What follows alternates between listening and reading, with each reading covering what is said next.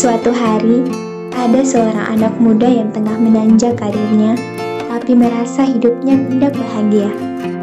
Istrinya sering mengomel karena merasa keluarga tidak lagi mendapat waktu dan perhatian yang cukup dari si suami. Orang tua dan keluarga besar bahkan menganggapnya sombong dan tidak lagi peduli kepada keluarga besar. Tuntutan pekerjaan membuatnya kehilangan waktu untuk keluarga, teman-teman lama, bahkan saat merenung bagi dirinya sendiri. Hingga suatu hari, karena ada masalah, si pemuda harus mendatangi salah seorang petinggi perusahaan di rumahnya. Setibanya di sana, dia sempat terpukau saat melewati taman yang tertata rapi dan begitu indah. "Hai anak muda, tunggulah di dalam. Masih ada beberapa hal yang harus Bapak selesaikan," seru tuan rumah. Bukannya masuk, si pemuda menghampiri dan bertanya, "Maaf Pak, bagaimana Bapak bisa merawat taman yang begitu indah sambil tetap bekerja dan bisa membuat keputusan-keputusan hebat di perusahaan kita?" Tanpa mengalihkan perhatian dari pekerjaan yang sedang dikerjakan, si bapak menjawab ramah, "Anak muda, mau lihat keindahan yang lain? Kamu boleh berkeliling rumah ini. Tapi sambil berkeliling, bawalah mangkuk susu ini. Jangan tumpah ya. Setelah itu, kembalilah kemari." Dengan sedikit heran namun senang hati, diikutinya perintah itu. Tak lama kemudian, dia kembali dengan lega karena mangkuk susu tidak tumpah sedikit pun.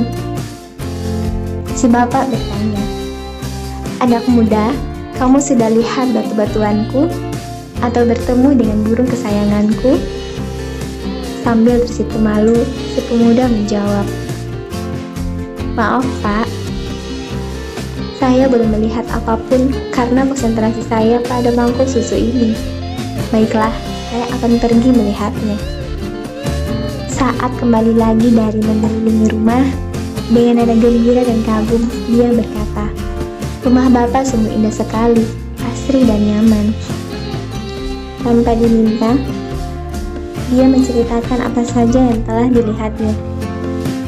Si bapak mendengar sambil tersenyum puas, sambil tatapannya melirik susu di dalam mangkuk yang hampir habis. Menyadari lirikan si bapak ke arah mangkuknya, si pemuda berkata, "Maaf Pak, tak asyikan menikmati indahnya rumah Bapak, susunya tumpah semua." Hahaha, anak muda. Apa yang kita pelajari hari ini? Jika susu di mangkuk itu utuh, rumahku yang indah tidak tampak olehmu.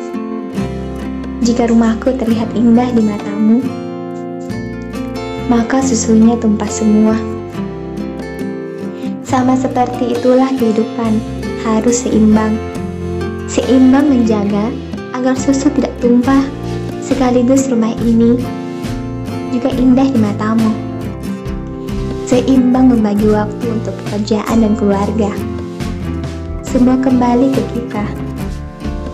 Bagaimana membagi dan memanfaatkannya. Jika kita mampu menyeimbangkan dengan bijak, maka pasti kehidupan kita akan harmonis. Seketika itu, si pemuda tersenyum gembira. "Terima kasih, Pak. Tidak diduga, saya telah menemukan jawaban kegelisahan saya selama ini. Sekarang saya tahu kenapa orang-orang menjuluki Bapak sebagai orang yang bijak dan baik hati." Sahabat pelangi, untuk bisa membuat kehidupan menjadi seimbang memang tidaklah mudah.